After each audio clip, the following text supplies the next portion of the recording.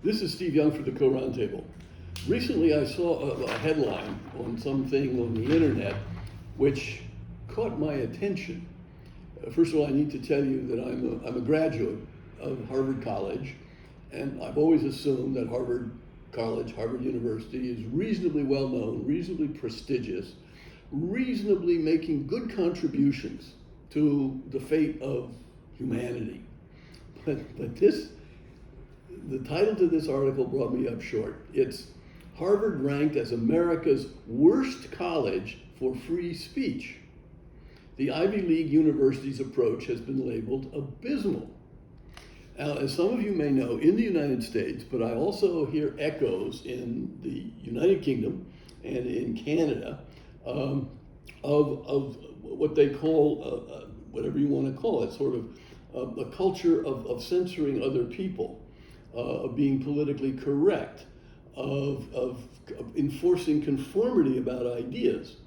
And the issue from a Co-Roundtable point of view that struck me here is in our ethical principles for government, moral government, responsible government, we have suggested that the fundamental moral basis is respect for other people, taking care of other people, and discourse, free and open discourse.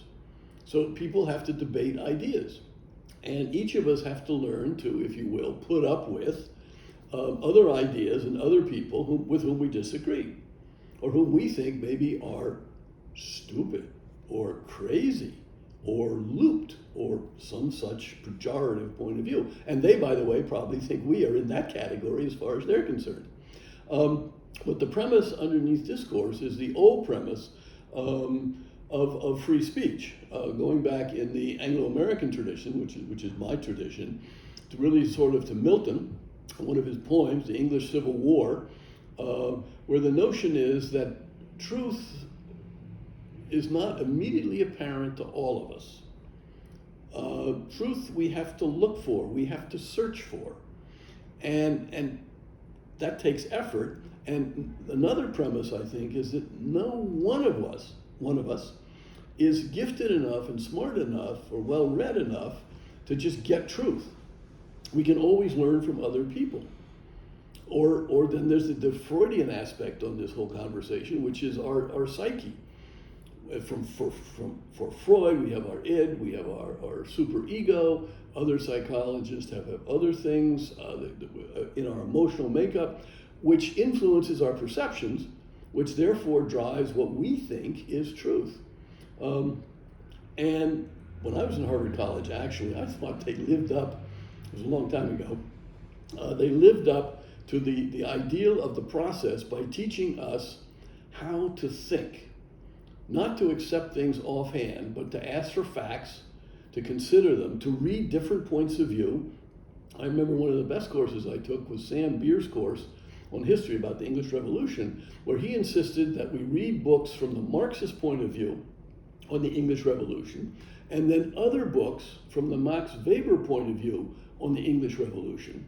And these two different points of view were in conflict.